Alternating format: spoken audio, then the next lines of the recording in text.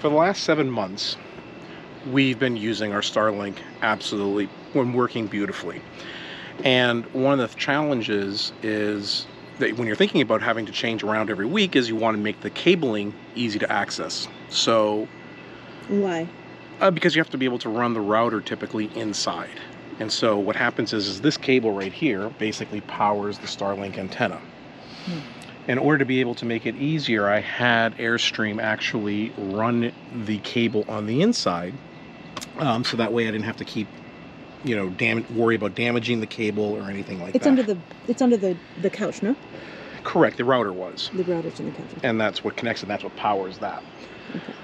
What I didn't anticipate was that the Starlink connecting end, which I'll show you here, would become so fragile. This cord, this cable, right, is proprietary and owned by Starlink. And so pulling it in and out, it's been damaged. Okay. It's interesting because so many RVers and stuff use this, so we can't be alone in this. No, this could just be a faulty cable. They have been known to ship faulty cables. The problem I have is that it cost me a little pretty penny for them to run the cable originally once. Airstream. Airstream. It cost us a lot to get Airstream to run the cable correctly because it's the amount of time through the Airstream so that it'd be sort of a fixed thing. We wouldn't have to worry about it. Okay. So the cable's fairly inexpensive. It's about $64.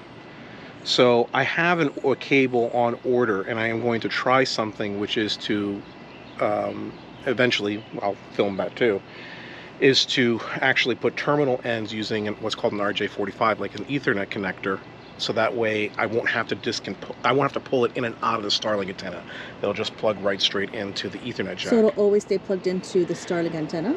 On that end. Okay, on the hardware end. On the hardware end, and then that cable that's here will just go and plug right straight. Okay. Right straight. And you there. think that'll be less damaging for some reason? I don't know. Absolutely. Okay. Because the way that the cables are at that end is the sensitive end. RJ45 cables are always, pretty straightforward. Okay.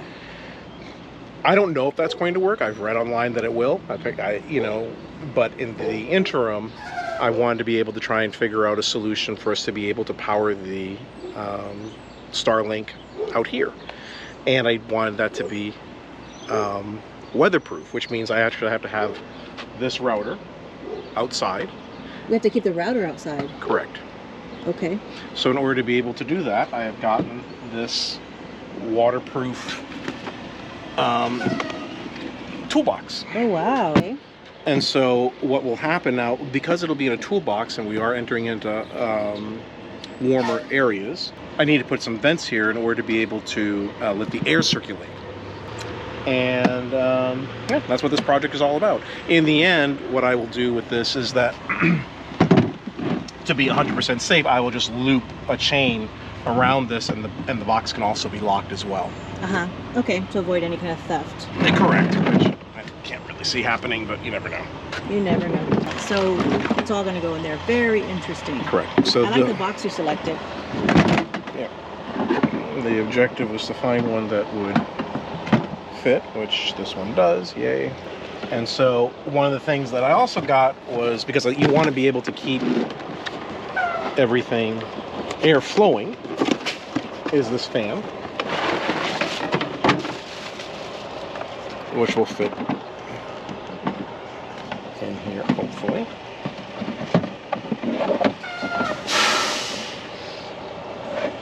That's good. And then all of this will be secured in with Velcro, so that way when I move things around, it'll be fairly easy to do. This will be the power strip here. Do you guys know what Ed's last name is?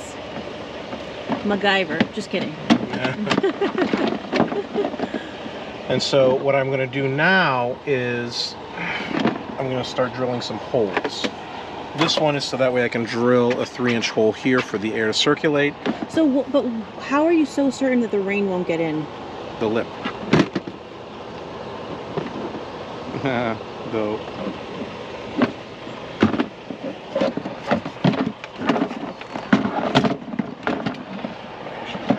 This now it is this. Which this is fine. We're gonna basically take this apart. And what happened again with the power that we had Airstream run through, the cable? The cable's damaged. Okay. And so the only way to... And we can't pull it out and put in another one ourselves? No. It took the guy 4 hours to do it the first time. Got it. And so that's... And they had all the right tools and equipment and everything they needed to do in order to do that. We just don't have that kind of... And nor do I have the 4 hours of patience to do it. That is a long time. Wow. Just to run a cable. And not to mention the fact that I have no guarantee that that's not going to happen again in the future, which I don't want to be stuck having to have that done every single time. I think that when I do the Ethernet one, that will work, but I have to wait for the cables to arrive. Well, number one, because I won't be pulling the connector in and out. Oh, that's that. That's what that is. Correct. That this connector right now that's in there will remain permanent. You won't have to pull it in and out every time we travel to a new location. Okay. Correct. It's just like a fan without a stand. Which is fine because I'm going to mount it on the side there. The objective is to create airflow so that way the equipment doesn't overheat. The modem is actually rated to run up to 122 degrees Fahrenheit in environments up to 122 degrees Fahrenheit. And it's actually... That's pretty good. It has an IP rating of 54, which IP is the, I think that's what it's called, the waterproof rating.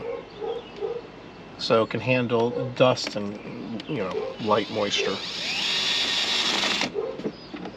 Funny enough, it's the same rating as the satellite itself. But obviously, given the cost of the equipment, I didn't want to take any risks. Right, so now this fits very nicely in here. And now we are going to start drilling a hole here.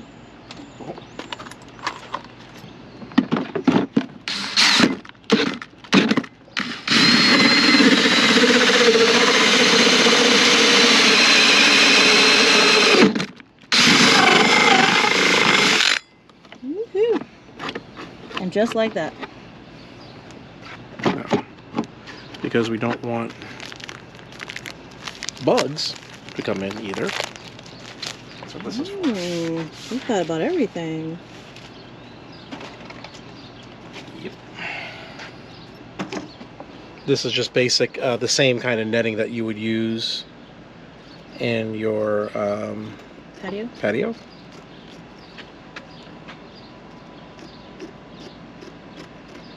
My flex glue might be all dried out.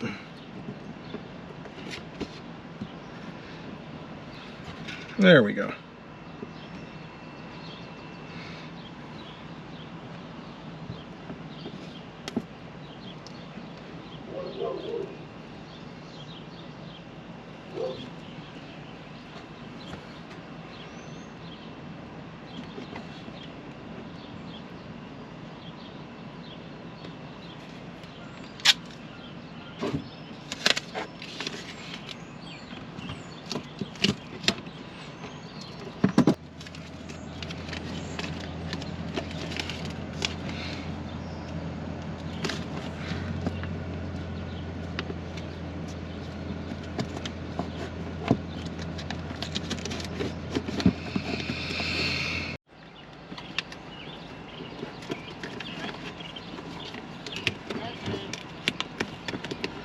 I'm just attaching this temporarily for now. What's your long-term solution? Long-term, I'll use an epoxy. Okay. So now Ed's making the hole for the electrical cord. Right, but I think that, in looking at how this is, I think what I'm going to do is I'm going to drill it here. Why there? Because it still provides a lip so that way the water won't come in. Got it. Smart. And I can do all the way down.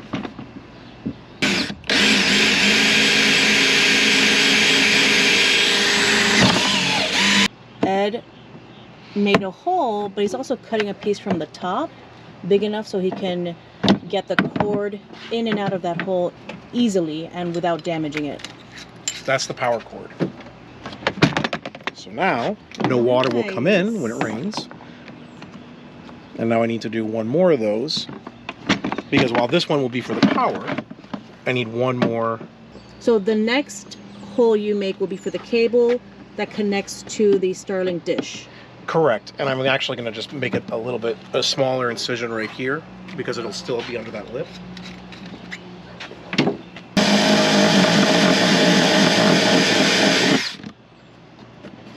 So both holes are just next to each other?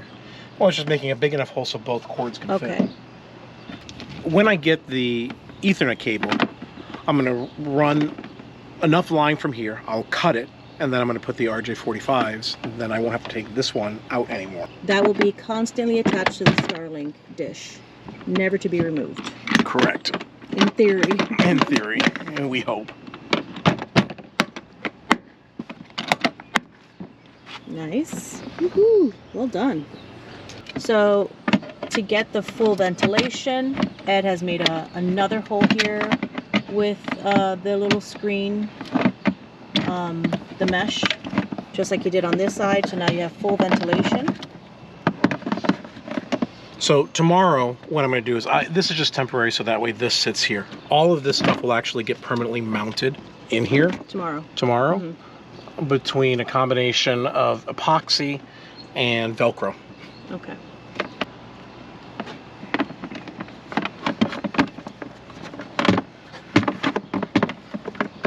Can it lay down, or does it have to stand? You know, I would say to you that I'm probably not going to let it lay down. Whether or not it can. I had it laying down. And we had it under the couch? Correct.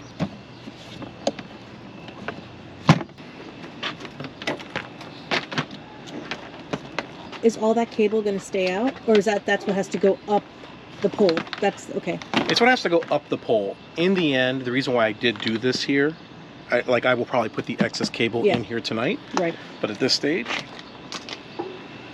I just wanted to get everything up and running. So now, let me put the Starlink back up.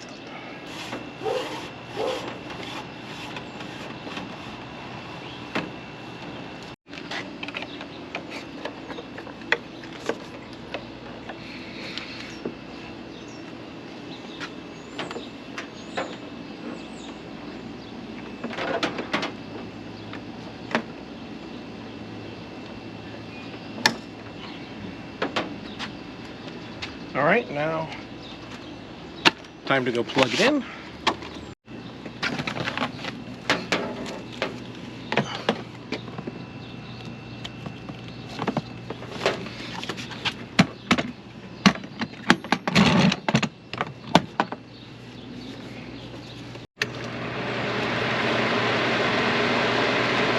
Okay, we've got power. And we're looking to see it there.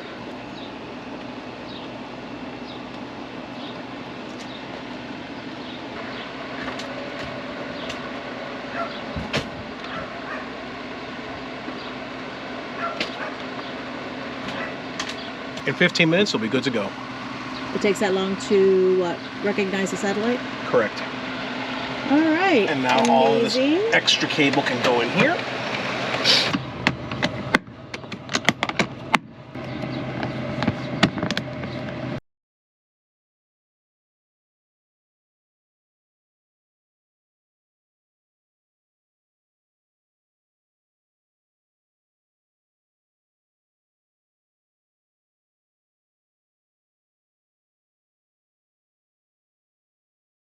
And so this is my $80 solution as to how we will be powering the Starlink outside.